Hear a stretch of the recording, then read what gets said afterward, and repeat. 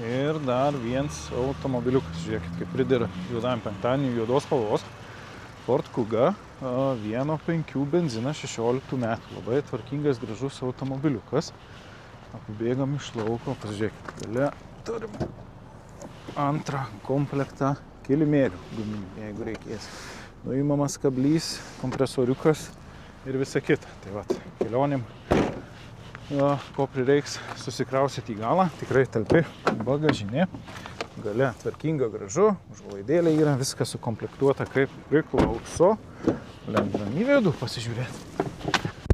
O viduje turim beraktę užvedimo sistemą kilometrų. Turim 109 tūkstančius. Viskas fiksuota yra, visa istorija tenais. Šildomos sėdynės, šildomas priekinis stiklas, 2 zonų klimato kontrolė, kondicionierius ir vienu žodžiu, kas priklauso, langų pašildymas priekį gale. Taip, multifunkcinis vairas, autopilotas.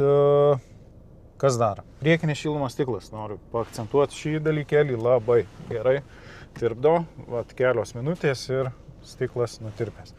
Tai va, toks automobiliukas 16 metų, pusantrinis benzininis varikliukas, 110 kW, kaina bus apie 8600. Jį galėsit įsigyti pas mus, adresu Gėlyno gatvė 10 Marijampolėje, atvažiuoti jeigu nuo Kauno, tai va, tik tai taip, ratu apsivažiuoti ir atvažiuoti čia.